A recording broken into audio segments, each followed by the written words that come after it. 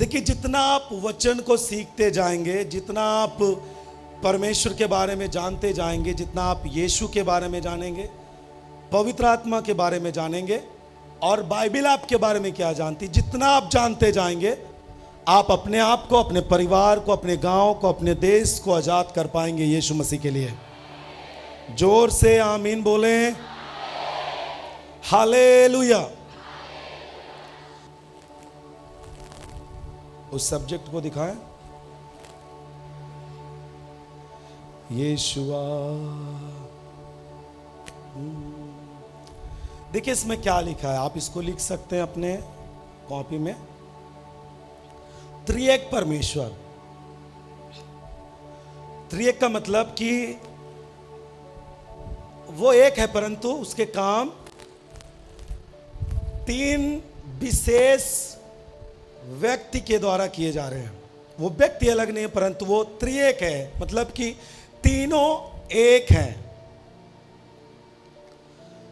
जिसे हम त्रिएक परमेश्वर बोलते हैं। और हम जानते हैं उसको पिता परमेश्वर के नाम से, जिसे हम यहोवा पढ़ते हैं, जो कि पुराने नियम में पढ़ेंगे आप। यदि आप पुराने नियम में पढ़ें, उसमें परमेश्वर यहोवा की चर्चा है और पुत्र यीशु और पवित्र आत्मा पीछे से काम करते हैं, परंतु जो फोकस है वो परमेश्वर यहोवा है, पिता है। दूसरा है पुत्र प्रभु यीशु मसीह। उसे लगा के रखें प्लीज, ना हटाएं इसे जब तक ना कहें हम। दूसरा है पुत्र प्रभु यीशु मसीह, जो कि आप मत्ती रचित सुसमाचार से उसके लूका, मत्ती, मरकुस, लूका, यूहन्ना रचित सुसमाचार तक आप उसके काम को देख पाते हैं और यीशु के प्रगटीकरण को देख पाते हैं।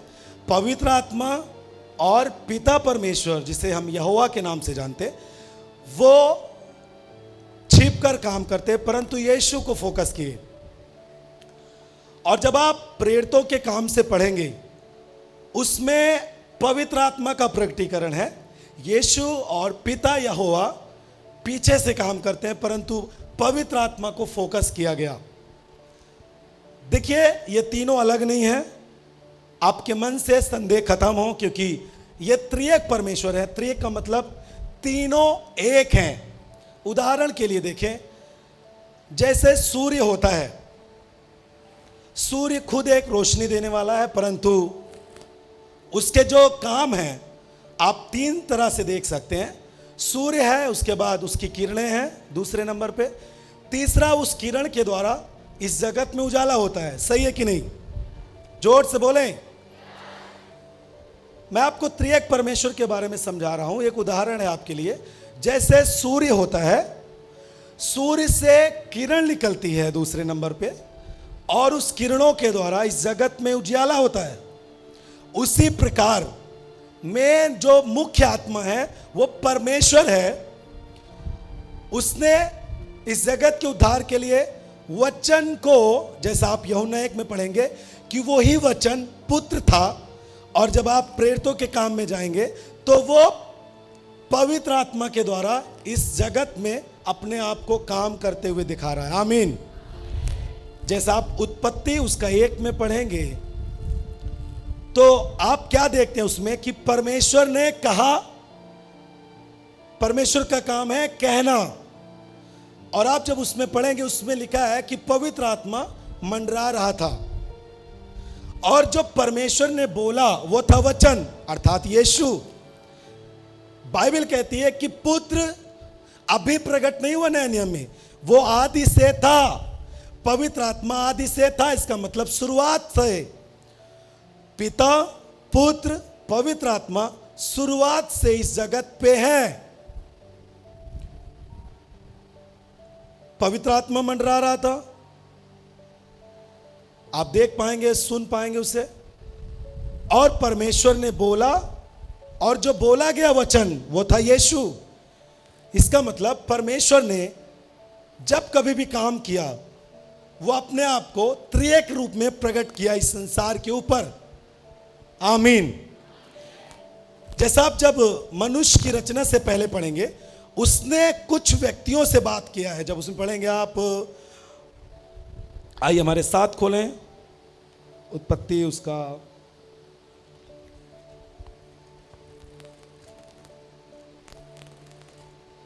और 26 पद, उस उत्पत्ति पुस्तक उसका 1 अध्याय उसका 26 पद। इसमें लिखा है, फिर परमेश्वर ने कहा, हम मनुष्य को अपने स्वरूप के अनुसार बनाएंगे। आप देखिए कि परमेश्वर किसी से बातचीत कर रहा है। हम मनुष्य को अपने स्वरूप के अनुसार अपनी समानता में बनाएंगे। इसका मतलब उसका ग्रुप है, वो अपने साथ अपनी आत्मा के द्वारा जिस व्यक्ति को बनाया है, जिस पुत्र को खड़ा किया और जिस पवित्र आत्मा को बनाया, वो आपस में इस बात की चर्चा कर रहे हैं कि हम मनुष्य को बनाएं। अगर परमेश्वर अकेले होता तो वो इस बात की चर्चा नहीं करता। आप इसमें यदि ध्यान से देखें तो वो चर्चा कर रहा है। उस समय कोई नहीं था और परमेश्वर मनुष्य को बनाने के लिए जानवर से बात नहीं करेगा, परंतु वो बात कर रहा है अपने पुत्र यीशु से और पवित्र आत्मा से, जो कि त्रिएक परमेश्वर के रूप में आज भी इस धरती पे काम करते हैं। आमीन। हम क्यों बोलते हैं हम यीशु मसीह के नाम से मांगते हैं? इसका मतलब आप किसी से मांग रहे हैं, वो भी यीशु के नाम में। यीशु ने क्यों बोला, जो कुछ तुम पिता से मांगोगे वो तुम्हारे लिए होगा। इसका मतलब यीशु उसका पुत्र है और परमेश्वर जो पिता है, आप पिता से मांगते हैं यीशु के नाम से और वो आपको सब चीजें देता है। आमीन, हालेलुया। हम क्यों बोलते हैं हम इस प्रार्थना को यीशु मसीह के नाम से मांगते हैं? इसका मतलब हम किसी से मांग रहे हैं। देखिए, आप किसी को छोटा बड़ा बीच वाला नहीं बोल सकते, परंतु वो एक है। बस उनके काम को करना अलग अलग रूप में उसने दर्शाया है। अब आप मत ये सोचिए कि परमेश्वर के कई रूप हैं, गलत बात। वो त्रिएक परमेश्वर है ही, तीनों एक है वो। बस उसके काम, जैसे आप पुराने नियम में पढ़ेंगे तो पुत्र और पवित्र आत्मा की चर्चा कम है, लेकिन परमेश्वर यहोवा का प्रकटीकरण पूरे पुराने नियम में है। लेकिन फिर परमेश्वर ने अपने पुत्र को प्रकट किया मत्ती से यूहन्ना तक में।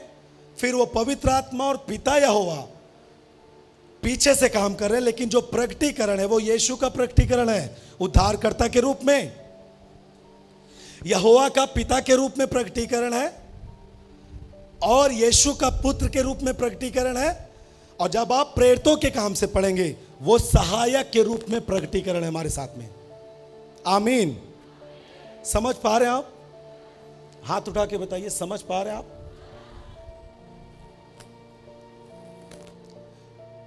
सब जन बोलिए, वो त्रिएक परमेश्वर है। आमीन।